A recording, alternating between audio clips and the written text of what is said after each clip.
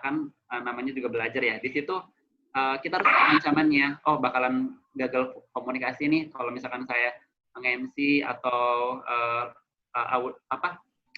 berbicara dengan orang besar gitu ya, kita akan gagal komunikasi gitu ya. Nah, di situ kita harus tahu ancaman-ancaman sehingga kita bisa meminimalisir ancaman itu gitu. Next. Kemudian ini mulai mengadaptasikan model manusia ya. Nah, di sini bisa dibaca sih intinya dari awal untuk beradaptasi ya, untuk menjadi manusia yang ideal itu memang susah ya. Tapi kita harus berusaha tetap. Salah satunya itu dengan berpikir untuk menang ya. Berpikir untuk menang itu di mana kita juga adil pada diri sendiri gitu, bersikap adil terhadap diri sendiri dan bersikap adil terhadap orang lain. Nah, kemudian di sini juga kita harus memperbarui diri terus-menerus ya. Di sini kita harus mengasah secara emosionalnya sih. Jadi nanti akan mempengaruhi jiwa emosional itu nanti akan mempengaruhi kepada semangat kita untuk bisa semangat untuk mengejar karir gitu, semangat untuk mengejar menjadi mahasiswa berprestasi gitu ya. Next. Nah, salah satu yang mempengaruhi hal tersebut ya, menjadi orang berprestasi atau mengejar karir kita, mengejar prestasi kita gitu, itu adalah manajemen waktu. Bagaimana kita bisa pandai-pandainya untuk memanajemen waktu. Nah, salah satu kalau saya ya, sering aja kalau saya cara memanajemen waktu itu tidak selalu berusaha tidak di akhir gitu dalam mengumpulkan tugas atau apa gitu. Jadi di awal-awal gitu. Kan ada orang yang deadlineer ya. Jadi kalau misalkan mengumpulkannya di akhir-akhir itu otak akan bekerja atau apalah gitu ya. Tubuh akan semangat untuk mengerjakannya. Kadang kayak gitu juga saya, tapi saya selalu berusaha untuk mengerjakan tugas itu di awal waktu gitu tuh. Baik itu deadline paper, kemudian lomba-lomba kayak gitu. Nah, itu dia berusaha untuk di awal gitu ya. Jadi karena orang di situ bisa ngelihat nilai tingkat kerajinan kita juga. Kemudian di sini juga kita harus memanfaatkan waktu. Jadi misalkan ada peluang dari sekian banyak lomba, misalkan ada kompetisi 5 kompetisi gitu. Nah, atau 5 pengajuan beasiswa. Misalkan kita pengen nyari beasiswa nih. Nah, kita ikutin semuanya tuh. Kalau saya ambil semuanya, 5 tawaran beasiswa itu kita daftar semuanya. Jadi peluangnya akan besar gitu. Dibanding kita pilih-pilih, ini aja nih kayaknya ini lebih bagus nih atau lebih peluangnya lebih besar. Kalau saya tipe orangnya saya ambil semua 5 itu. Ambil semua. Jadi ibarat kita menjaring semua itu gitu. Mana yang nyantol sama kita gitu. Jadi jangan 1, 2 kita ikut. Semuanya aja dulu diikutin. Mengenai dapat atau enggaknya itu urusan belakangan. Yang penting kita punya pengalaman dari hal tersebut gitu. Di mana gagalnya dan kebanyakan peluangnya lebih besar gitu ya. Dapat 1 dari 5 itu gitu. Next. Di sini juga kita harus pada saat manajemen waktu, kita juga harus pandai membuat skala prioritas. Jadi membuat skala prioritas ini fungsinya adalah kita bisa memetakan mana yang sekiranya penting mendesak atau penting tidak mendesak atau bahkan tidak penting tapi mendesak gitu. Mungkin juga tidak penting dan tidak mendesak gitu. Jadi mana yang harus menjadi prioritas utama buat kita. Jangan sampai hal-hal yang tidak penting dan tidak mendesak kita dahulukan gitu. Kita utamakan dulu yang penting dan mendesak gitu. Begitu. Next. Nah, kalau di Islam sendiri kan ada namanya konsep tawazun, di mana kita tuh harus seimbang gitu. Jadi misalkan contohnya ya, misalkan di kampus nih, kita masuk, tugasnya kan kita untuk kuliah di kampus itu. Tapi sebenarnya ya, tugas mahasiswa itu bukan hanya kuliah saja gitu, bukan hanya kuliah saja, tapi kita juga sebenarnya memaksimalkan untuk mampu beradaptasi dengan orang lain, mampu mengkomunikasikan dengan orang lain gitu. Artinya kita juga di situ disediakan ada organisasi kampus gitu. Jadi minimal HIMA gitu atau UKM-UKM gitu ya. Himpunan mahasiswa juga bagus tuh. Jadi seimbang gitu hidupnya. Jadi nggak ngerjain tugas akademis mulu kan, apa namanya, organisasi kita nggak ikut gitu tuh. Karena disitulah sebenarnya apa fungsi dari apa ya yang turut besar mempengaruhi kita itu adalah interaksi di luar kelas sebenarnya. Bukan kalau misalkan di kelas interaksinya bagus, oke ya nggak apa-apa di kelas maksimal. Tapi kita juga jangan lupakan interaksi di luar kelas karena nanti follow up-nya kan kalau kuliah bagus, lurus aja gitu kuliah akademisnya, paling IPK-nya bagus gitu ya, IPK-nya bagus. Nah setelah itu gitu apa selanjutnya apa gitu kan? Selanjutnya apa? Apakah IPK itu akan menjamin kita dapat kerja cepat atau kita menjamin cepat dapat beasiswa? Enggak gitu. Interaksi di luar kelas itu lebih satunya dengan mengikuti organisasi gitu.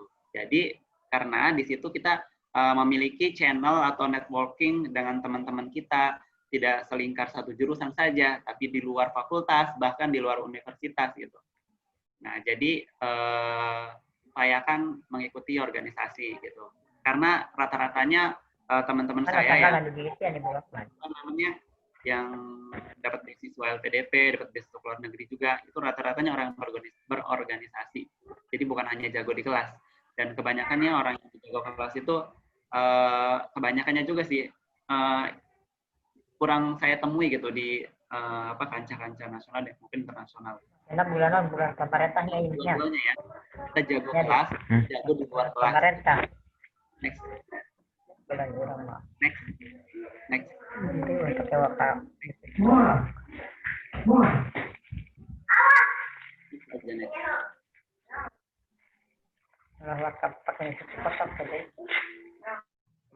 Teman-teman mikrofonnya tolong di mute ya.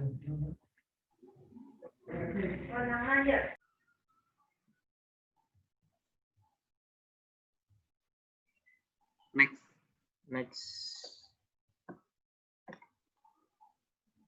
Nah, kita juga harus punya moto ya. Jadi yang saya bilang dari awal tadi, visi misi kita harus jelas. Salah satunya yang selalu menyemangati kita, kita kalau misalkan saya itu awal-awal selalu maksudnya punya motivasi itu dipajang di depan meja belajar kita atau di pintu yang setiap hari kita keluar masuk kamar itu kan sering melihat pintu. Jadi dicantolin gitu kalau saya apa namanya ingin menjadi apa gitu, harus lebih baik dari kemarin gitu, atau ingin menjadi peneliti atau IPK 4 gitu. Jadi capaian-capaian yang ingin kita kejar itu reminder ya, buat reminder diri kita itu ditempel di kamar. Jadi akan terbaca setiap hari gitu.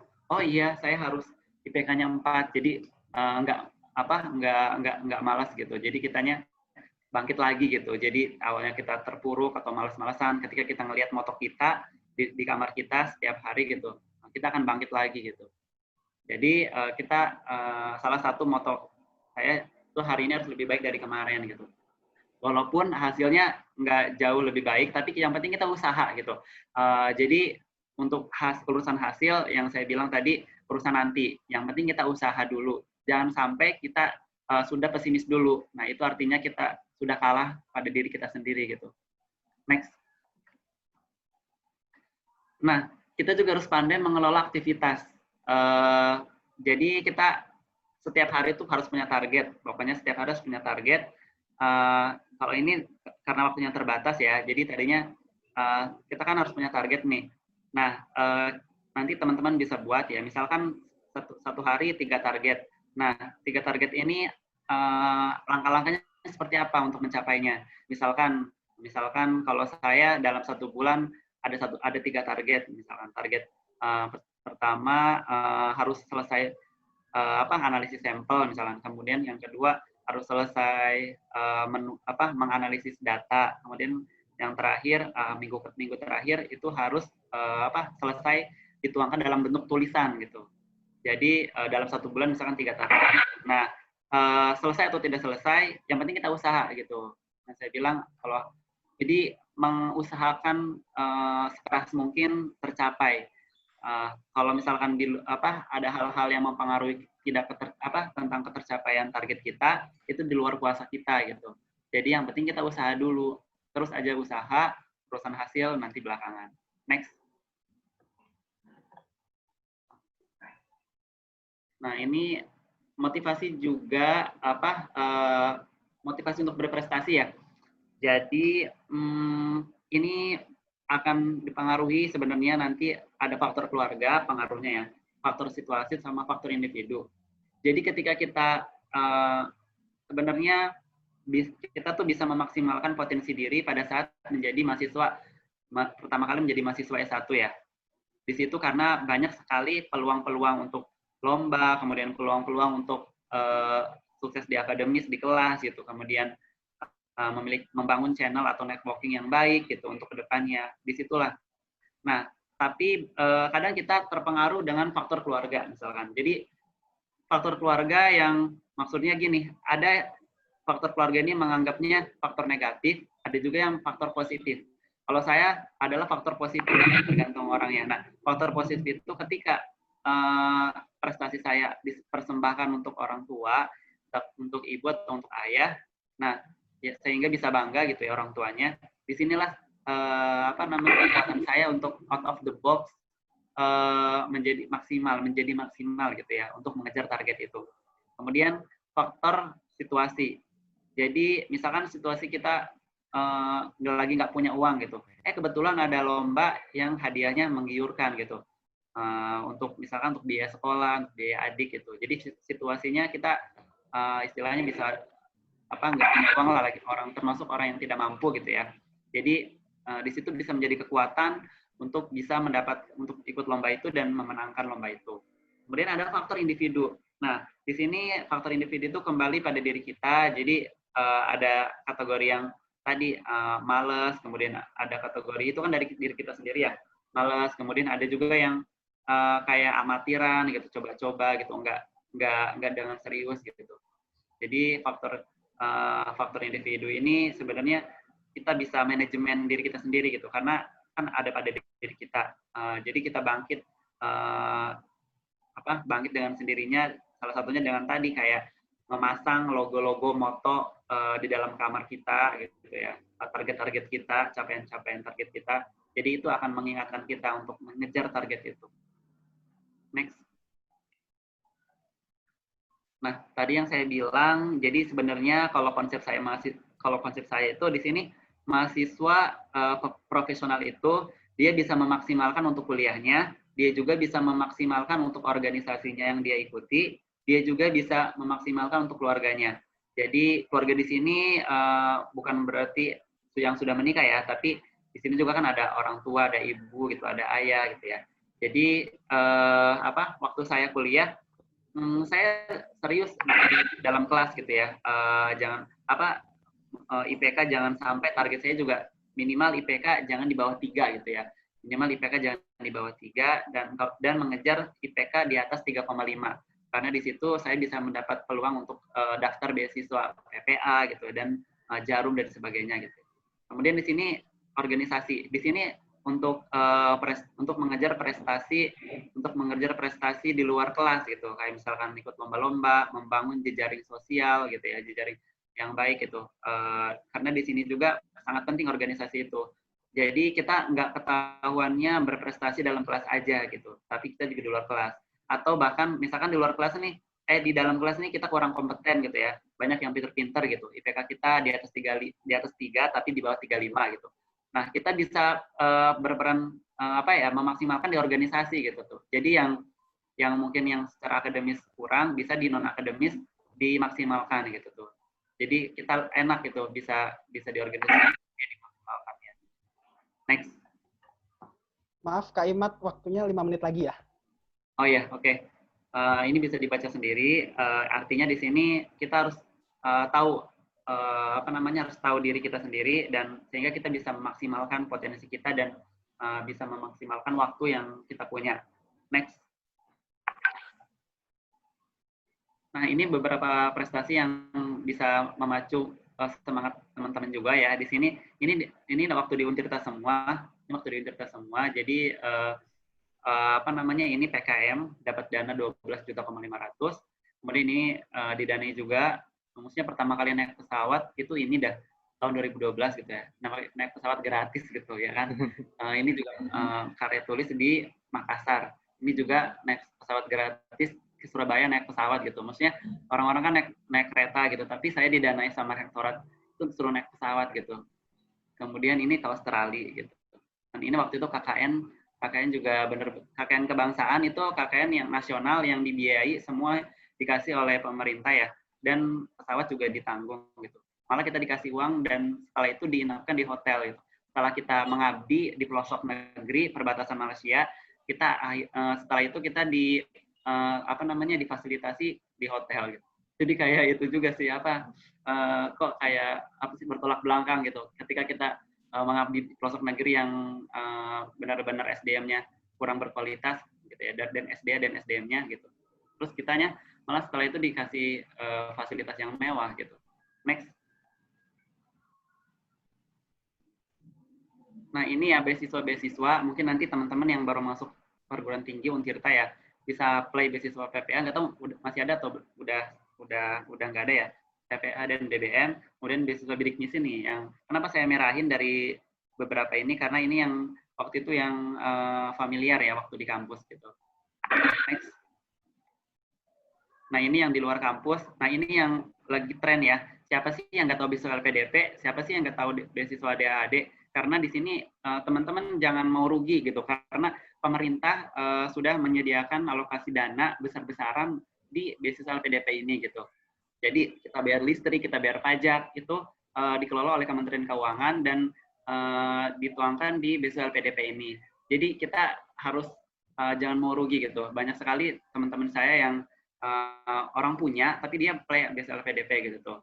Kayak misalkan kayak Maudi Ayunda kan kebetulan satu grup juga sama Maudi Ayunda di grup milis LPDP. Kemudian kayak Tasya itu kan artis-artis besar yang tentunya banyak dong uangnya gitu. Tapi mereka mau gitu apply beasiswa LPDP gitu tuh. Nah, salah satunya caranya di masa pandemi ini kalian teman-teman bisa mengasah bahasa Inggrisnya gitu, bahasa Inggrisnya. Kalau mau dalam negeri 500, insya Allah kalau misalkan dengan usaha dapat 500 mah gitu, TOEFL gitu. Jadi atau mau luar negeri S3-nya atau S2-nya gitu ya. Jadi bisa lah, saya yakin bisa. Jadi justru di masa pandemi ini digital kan benar-benar meningkat ya, kegiatan digitalisasi meningkat. Salah satunya adalah belajar online bahasa Inggris mandiri dengan searching di YouTube belajar IELTS seperti apa, belajar TOEFL seperti apa gitu. Jadi maksimalkan diri untuk beasiswa LPDP atau beasiswa DAAD dan lain. Next. Nah ini yang membuat saya menjadi terus untuk berkarya itu, jadi bekerjalah kamu ya untuk duniamu seakan-akan engkau akan hidup selamanya, tapi bekerjalah kamu untuk akhiratmu seakan-akan kamu akan mati besok lagi. Jadi keduanya pikirin dunia dan akhirat gitu. Jadi jangan cuma dunia, nanti kita rugi gitu. Kemudian tulisan bukanlah gores pena semata, tetapi ia merupakan pembuka jendela dunia. Next. Ya, terima kasih. Kenapa gambarnya ini? Karena jadi kita bisa memaksimalkan potensi kita di depan laptop, atau karena kita kan mainnya online digital gitu. Jadi karena masa pandemi kita online gitu, online terus, di situ bisa maksimal. Terima kasih. Assalamualaikum warahmatullahi wabarakatuh. Waalaikumsalam warahmatullahi wabarakatuh. Oke, terima kasih Kak Imat. Benar ya, jadi teman-teman semua walaupun di dalam virtual kita sekarang saat ini, kita jangan membatasi diri untuk mempelajari hal-hal baru. Oke, untuk teman-teman semua, mohon maaf untuk mic-nya sekali lagi bisa di-mute. Masih ada yang terdengar. Oke. Oke, baik ya. Sekarang waktunya sesi tanya jawab. Di kolom komentar sudah ada 4 pertanyaan, kalau tidak salah 4 atau 3 pertanyaan. Bagi teman-teman yang saya sebutkan pertanyaannya, nanti ketika selesai Kak Imat menjawab, bisa teman-teman nyalakan mic-nya, lalu bisa menanggapi seperti itu. Mungkin dari yang pertama, dari Taufik Hidayatullah dari Tangerang. Taufik bertanya, ketika kita melalui proses mengasah ketidakpercayaan diri, pasti ada saja orang yang menghina kita. Kalau ibarat menanam padi, pasti ada saja yang rumput liar yang menghambat pertumbuhan padi tersebut. Kira-kira nih Kak, apa sih yang bisa kita lakukan untuk mengatasi hal tersebut? Untuk mengatasi ketidakpercayaan diri kita, padahal banyak orang yang menghina kita seperti itu. Mungkin dari Kak Imat bisa menjawab. Kalau dari saya sendiri, kan ada pepatah gini, ada cerita kan gini, apa namanya, intinya gini, saya bacakan statementnya dulu ya. Jadi pandangan setiap orang itu pasti beda-beda. Nah, jadi jangan pernah mendengarkan hal-hal negatif yang muncul dari orang lain tentang kita. Kan ada cerita juga tuh, ada suami istri yang bawa kuda apa keledai gitu ya, lupa. Nah, jadi ketika si suami istri itu tidak menaiki kuda itu gitu, ada orang ngomong bodoh sekali gitu, kok ada kuda nggak dinaikin gitu kan. Terus kemudian mereka berubah gitu ya, istrinya yang suruh naik gitu, suaminya yang menuntun kuda itu gitu. Terus ada orang lagi yang bilang gitu, kok ini pasti yang takut sama istri gitu, kok suaminya nggak mau ikut juga gitu, jadi takut sama istri gitu. Terus kemudian berubah lagi, dua-duanya naik kuda itu. Terus orang berpikiran, kok nggak kasihan sih sama satu kuda, kok ditunggangin 2 orang gitu, ya kan? Jadi ketika kita intinya ketika kita melakukan hal kebaikan untuk diri kita terutama, salah satunya dengan mengasah kepercayaan diri kita, kemudian ada orang yang tidak suka sama kita, ya biarkan saja gitu. Kita fokus pada diri kita gitu tuh. Tidak usah mendengarkan hal-hal yang mematahkan semangat kita gitu tuh. Jadi hidup dan berkaryalah sesuai dengan passion kita. Jangan dengarkan hal-hal negatif gitu. Oke, terima kasih Kak Imat. Dari Taufik mungkin ada tanggapan? Taufik Hidayatullah dari Tangerang. Oke. Hadir? Tidak ada ya? Oke, dianggap cukup ya. Selanjutnya, ada lagi nih pertanyaan Kak Imat dari Akbar Sodik dari Banten. Bagaimana sih cara kita untuk memanajemen atau mengatur waktu untuk berorganisasi di luar, namun prestasi di kelas bisa tetap baik gitu. Karena Akbar sendiri sekarang berorganisasi nih Kak, tapi kok prestasinya dia dalam kelas malah menurun gitu. Ada kiat-kiat tertentu nggak Kak untuk mengatasi penyeimbang tadi dari organisasi dan di kelas seperti itu? Mungkin silakan Kak Imat. Ya, kalau dari saya apa yang sudah disampaikan tadi, jadi intinya kita harus punya target. Ingat, target kita, jadi pertama kita harus, kalau bisa kita list target kita, kemudian pajang di kamar kita dan pajang di tempat-tempat yang sering kita lewati gitu, kayak misalkan tadi di pintu kamar atau di tempat meja belajar gitu. Jadi kita harus punya target gitu, sehingga misalkan tadi target dalam kelas IPK 4 atau IPK 3,5 gitu ya. Kemudian target prestasi di luar kelas kayak organisasi. Kita juga harus dua-duanya tuh harus ada gitu targetnya. Nah, kemudian kita bisa kegiatan itu bisa beriringan gitu, bisa berjalan beriringan gitu. Jangan dipisah-pisah gitu tuh. Karena itu sebenarnya satu kesatuan gitu. Bisa kita kan kadang memisahkan ya, itu urusan organisasi, itu urusan kelas gitu. Padahal itu kalau kita bisa mengkomunikasikannya dengan baik antara diri kita sendiri dan dengan orang lain, itu bisa menjadi saling menguatkan gitu antara prestasi kelas dan luar kelas. Kayak misalkan contohnya ya, contoh case study-nya seperti misalkan kita belum ngerjain laporan praktikum kalau di biologi sendiri ya, laporan praktikum, sedangkan kita akan rapat organisasi gitu tuh. Nah, Oke, misalkan kita punya deadline laporan praktikum 2 hari gitu ya, 2 hari ke depan atau besok gitu. Nah, kita rapat dulu yang harus, misalkan kita rapat harus hari ini sore gitu ya. Kita ikut rapat, misalkan kalau saya ikut rapat dulu, kemudian di situ kan kita bisa sharing setelah rapat tuh kita ketemu teman-teman kita yang di biologi, yang sudah praktikum, kita bisa nanya, menggali informasi yang sudah laporan praktikumnya kayak gimana nih, kalian bikinnya seperti apa gitu. Sehingga kita ngerjainnya juga bisa, kalau udah ada gambaran bisa lebih cepat gitu. Jadi tergantung kitanya aja gitu, bagaimana kita bisa menyatukan dua ritme yang berbeda, misalkan di perspektif kita kan berbeda ya, dunia akademis dan dunia non akademis. Padahal itu satu sama lain yang saling menguatkan gitu. Jika kita bisa mengkolaborasikan antara kedua itu gitu. Oke, terima kasih Kak Imat.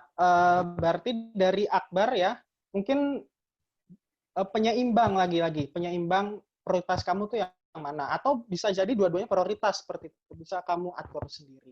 Dari Akbar mungkin ada tanggapan, Akbar Sodik dari Banten. Halo Akbar. Oke. Akbar, oke, Akbar baru join. Akbar.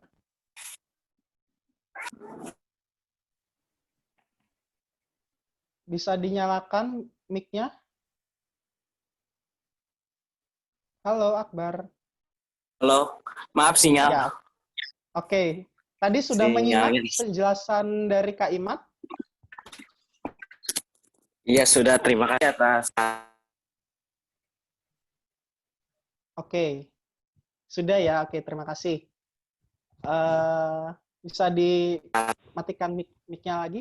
Terima kasih, Akbar. Oke, selanjutnya pertanyaan dari, kita lihat, dari Cindy Nurmalita, dari Untirta.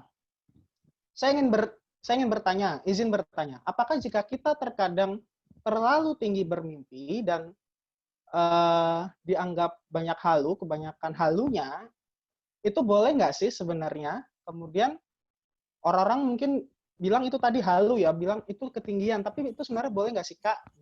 Dan apa namanya? Dan gimana sih cara kita menumbuhkan mimpi kita yang udah lama itu biar bisa kita bangkitkan lagi, bisa kita maksimalkan lagi untuk meraih mimpi-mimpi tadi.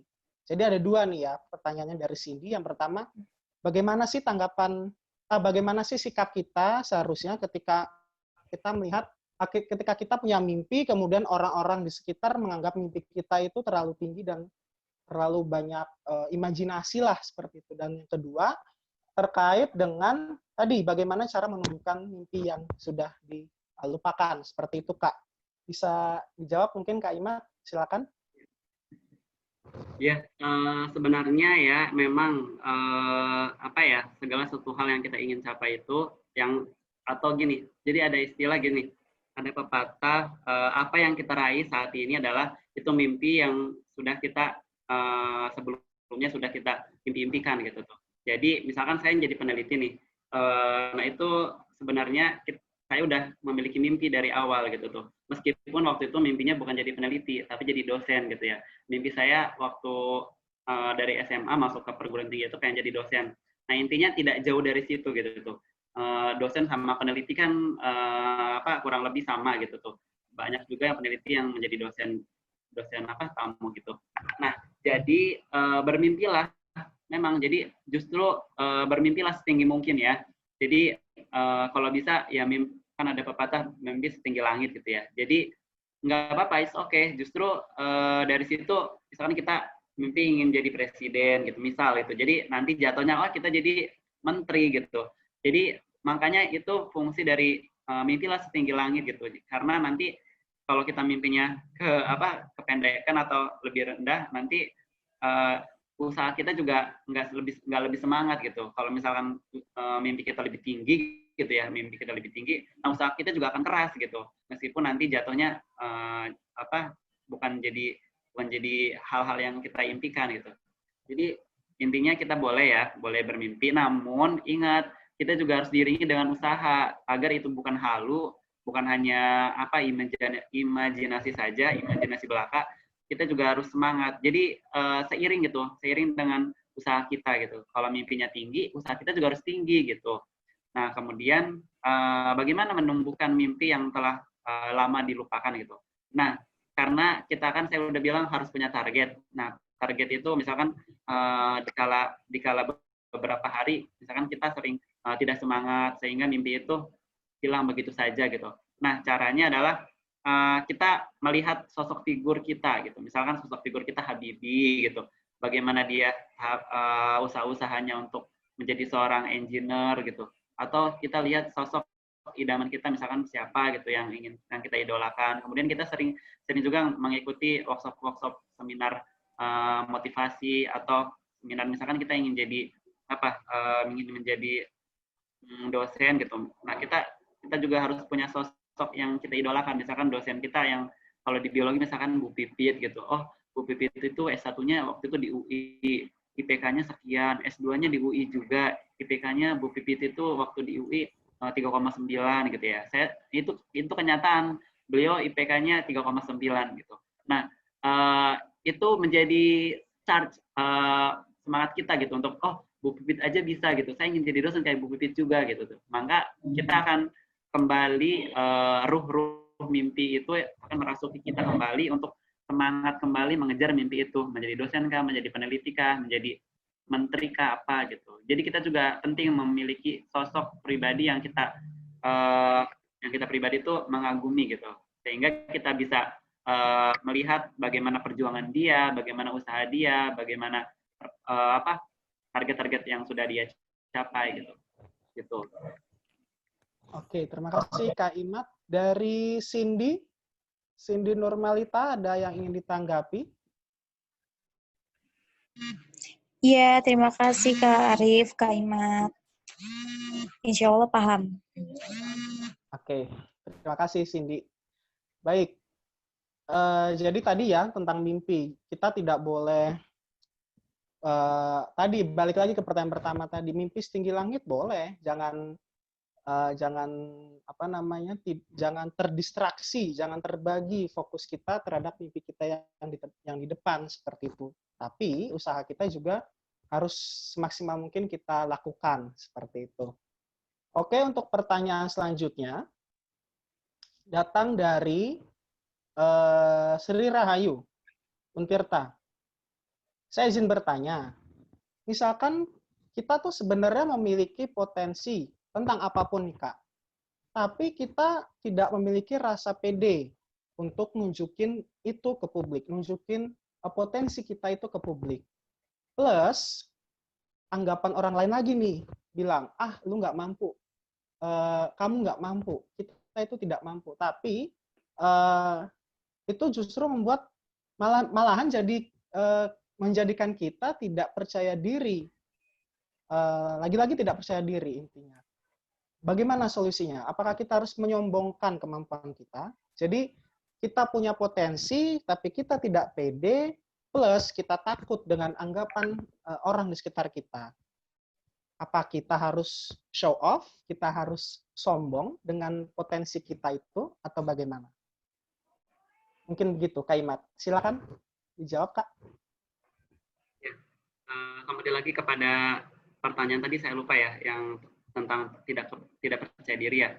Nah, itu jadi sebenarnya tergantung niat kita ya. Jadi misalkan niat kita kan emang kita kan punya potensi. Nah, kemudian kita mau show up gitu di depan publik untuk menyalurkan potensi kita. Misalkan kita pandai menyanyi gitu misalkan, atau kita nge-MC gitu, pandai nge-MC. Nah, kalau niatnya kita ingin berkontribusi pada suatu lembaga atau pada suatu institusi itu gitu ya, atau ingin belajar gitu ya, kita akan mudah untuk tidak menghiraukan omongan orang lain gitu. Meskipun orang lain itu bilang kita tidak mampu, dan pada akhirnya kita mampu untuk menyanyi dengan bagus, kemudian membawakan acara dengan bagus gitu.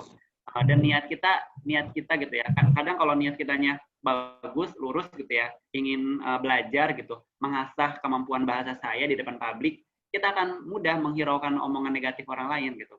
Jadi kembali lagi ke niat. Kalau niatnya bagus, pasti kita juga tidak akan terpengaruh gitu. Itu.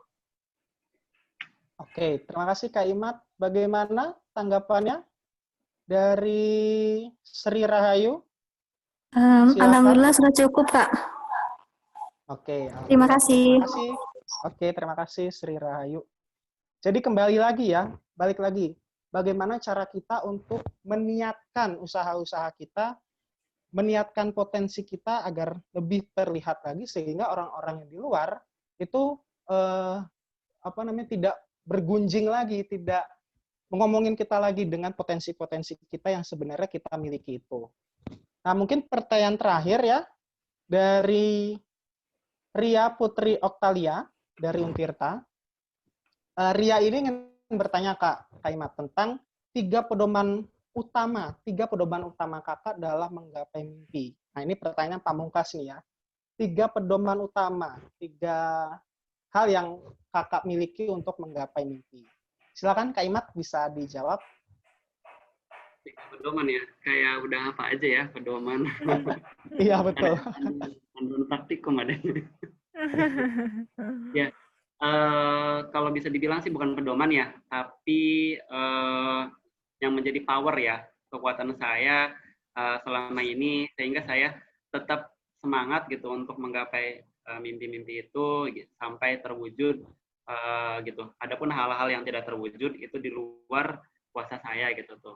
Artinya saya sudah berusaha tapi belum rezeki saya, berarti ya it's okay gitu, biarkan saja gitu.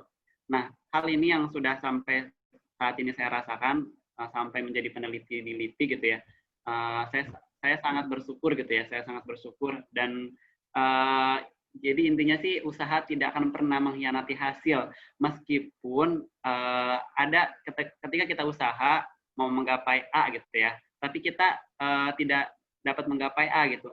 Ternyata kita dapatnya C gitu. Nah, yang penting kita ada yang didapat gitu. Entah itu ilmu yang didapat tanpa kita sadari, entah itu jaringan gitu, yang networking yang bagus yang kita dapat tanpa kita sadari juga, ataupun bahkan kita dapat sesuai target yang kita inginkan gitu, masuk LIPI atau apa gitu.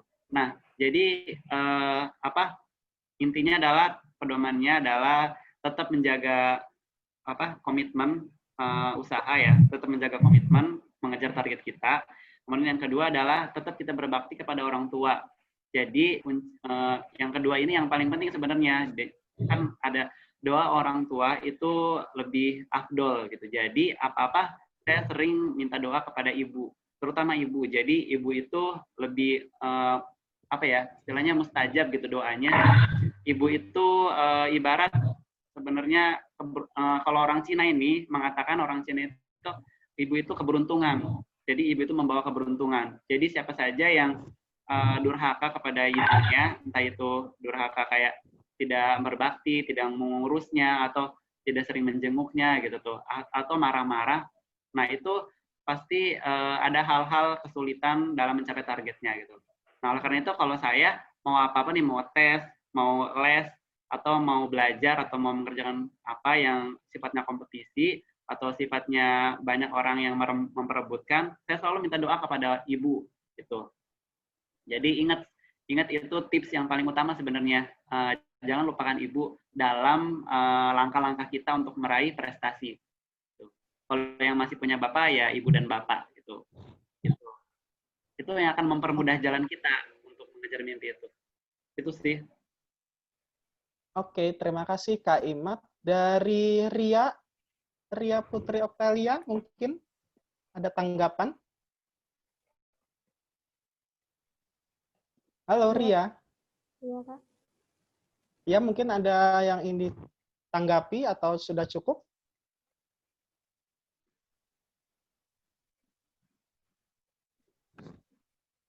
Halo. Oke. Dianggap cukup ya, sudah ya. Oke, karena sangat berbobot sekali, pamungkas sekali pertanyaan terakhir ini. Jadi, yang bisa kita simpulkan dari hari ini, sebelumnya terima kasih Kak Imat untuk pertanyaan, untuk jawaban-jawabannya, untuk penjelasan-penjelasannya tersebut.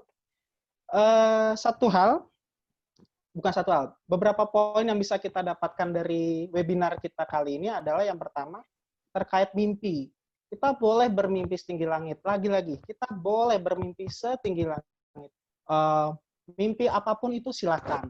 Tapi jangan lupa diiringi dengan usaha kita masing-masing, dengan memaksimalkan potensi kita yang ada, sehingga orang-orang di sekitar kita itu tahu bahwa kita tuh lagi meraih mimpi itu. Gitu.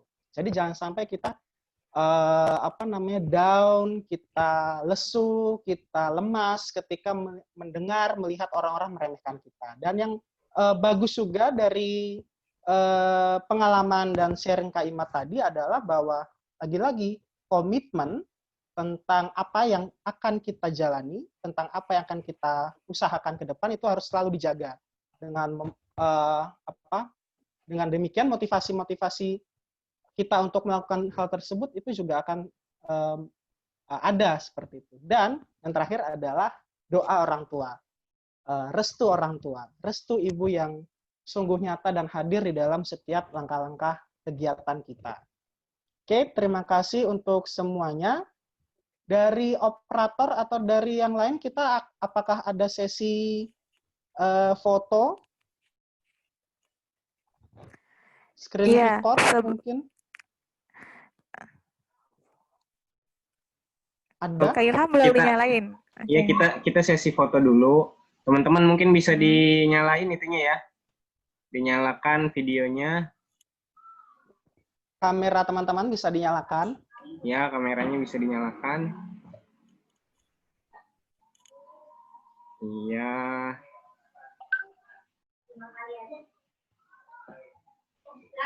Satu, dua, tiga.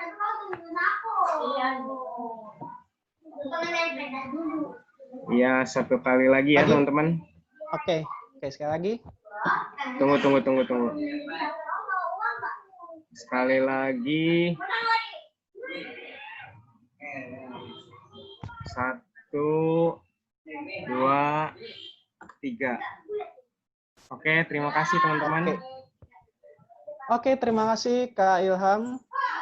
Baik, teman-teman peserta webinar kita hari ini, mungkin itu saja yang bisa kita simak, kita diskusikan pada kali ini, pada kesempatan kali ini. Terima kasih sekali lagi Kak Imat atas waktu dan kesempatannya.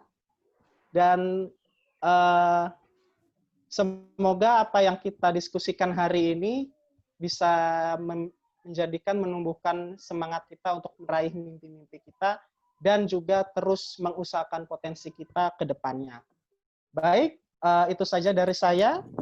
Terima kasih atas perhatiannya. Saya kembalikan ke MC. Silakan.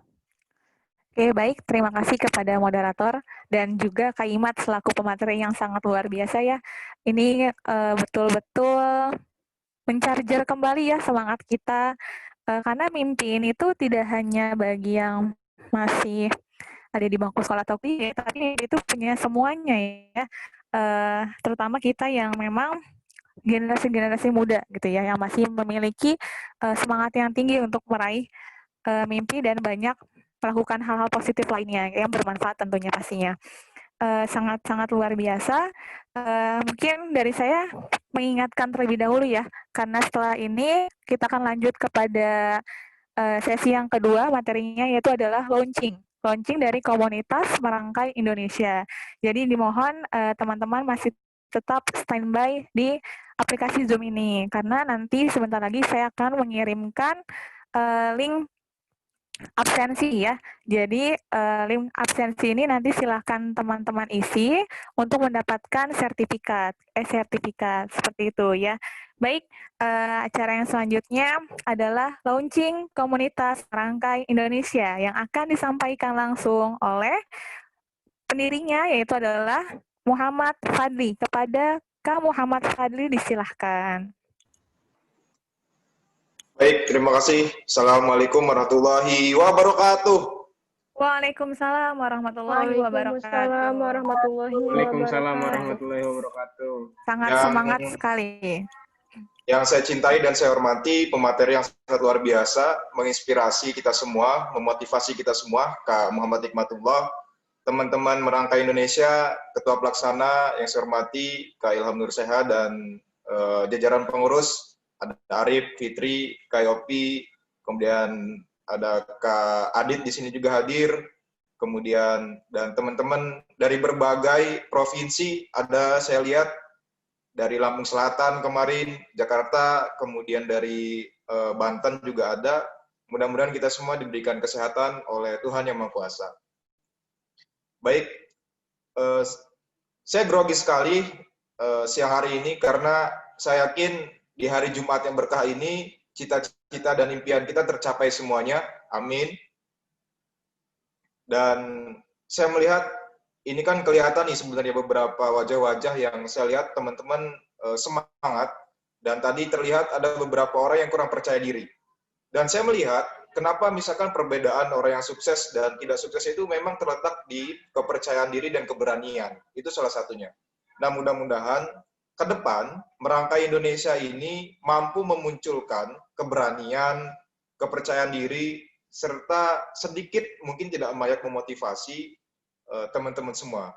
Mungkin saya minta sedikit profil sih, saya sudah kirim nih ke Kak Ilham, sedikit profil dari kita Merangkai Indonesia mungkin bisa ditampilkan. Nggak lama-lama lah kita, 5-10 menit lah kita ya, saya gitu ya, menyampaikan. Karena kasihan juga kuota teman-teman ya. Nah ini teman-teman semua, di hadapan teman-teman ada sebuah logo namanya Merangkai Indonesia, terpikir dari sebuah perbincangan sederhana. Jadi kita mikir, wah, kalau misalkan sekarang ini, nah di grup ini pun peserta nih, termasuk tadi moderator, ada dari berbagai kalangan agama, ada yang Islam, ada yang dari Kristen, Buddha, dan segala macamnya. Saya harap Merangkai Indonesia ini adalah salah satu wadah yang mengikat kita semua, keutuhan kita semua, Negara Kesatuan Republik Indonesia. Nah, di situ di logo itu kan ada tuh bulat-bulat dan segala macamnya seperti puzzle. Jadi kita semua adalah yang mempersatukan bangsa dan negara Indonesia. Saya terpikir bahwa kalau kita punya kesadaran yang sama nih ya tentang dunia pendidikan, maka sangat dahsyat gitu ya. Teman-teman pernah ingat kata-kata Bung Karno? Berikan aku 10 pemuda gitu kan, maka akan kuguncangkan dunia gitu ya. Tapi di sini lebih dari 10 orang dan ada 30 orang di sini, dan saya yakin dan saya harap dan kita berdoa tahun 2045 itu adalah tahun-tahun kita berjaya menuju Indonesia Emas 2045. Amin ya robbal alamin. Kenapa? Mungkin agak tinggi kata-katanya. Ada namanya memvisualisasi mimpi namanya. Jadi misalkan kita idenya apa sekarang, 5 menit yang akan datang, kalau bisa kita langsung gerakan itu semua. Sebelum ide itu dicuri, sebelum ide itu dipakai sama orang lain, maka teman-teman di sini, Merangkai Indonesia, kita langsung menggerakkannya. Gitu. Nah, sekarang hadir ada Kak Imat yang menginspirasi kita. Jadi, learning by doing, artinya belajar sambil melakukan. Kalau kita rebahan terus, ya kita bakal ketinggalan sama siapa? Sama Malaysia kan? Jadi minimal kita bertemu virtual. Sepakat? Oh ya, sepakat lah ya. Pada di silent semua gitu ya. Oke, next, Pak Operator. Nah, Merangkai Indonesia kita fokuskan untuk komunitas yang bergerak di bidang pendidikan, untuk kemajuan. Kita tahu teman-teman banyak sekali yang sulit untuk kuliah, kemudian teman-teman sulit untuk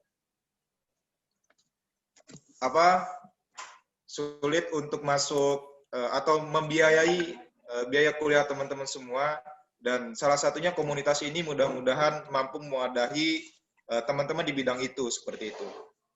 Nah, hari ini kan, kalau di saya sih udah azan nih. Ya, mudah-mudahan kita, habis ini ya, pasca ini kita langsung sholat semua kalau yang muslim. Gitu ya. Mohon izin teman-teman semua.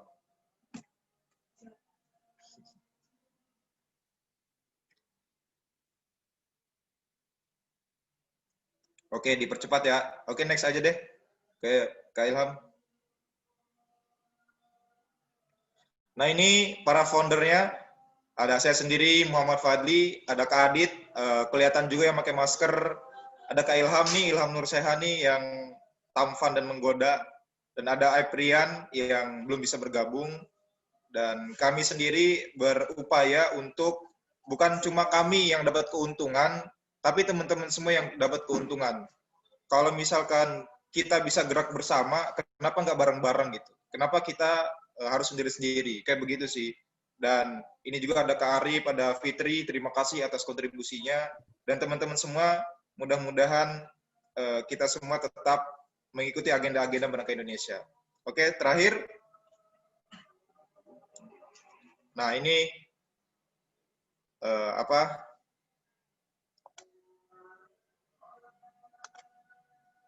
kalau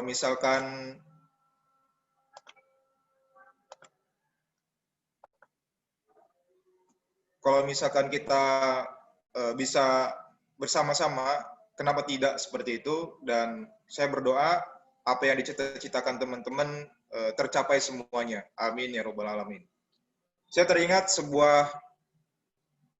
seorang pemikir namanya Aristoteles. Kenalilah dirimu sendiri. Jadi apapun bakat kalian, silakan latih. Apapun cita-cita kalian, silakan dikejar.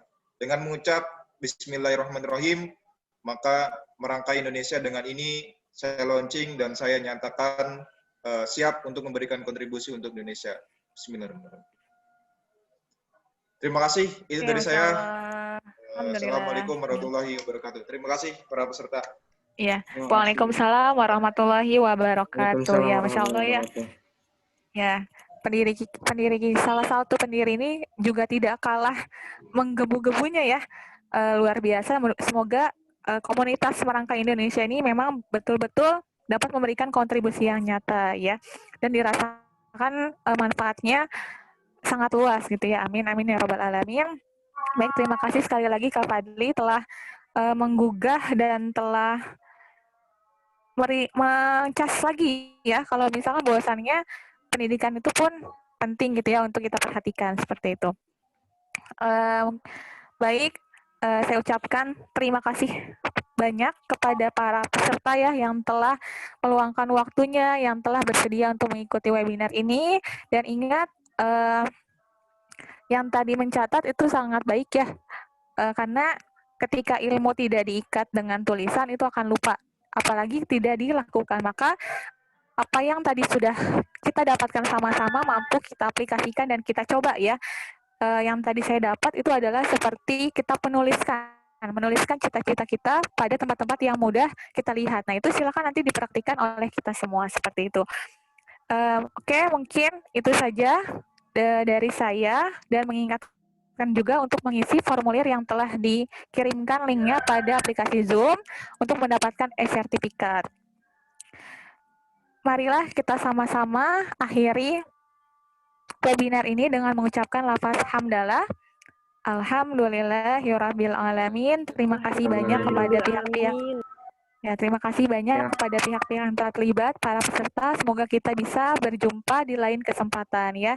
Jangan lupa yang belum subscribe dan follow IG Merangkai Indonesia bisa di-follow dan di-subscribe ya. Seperti itu dari saya, MC. Kurang lebihnya mohon maaf. Billahi taufiq wal hidayah. Wassalamualaikum warahmatullahi wabarakatuh.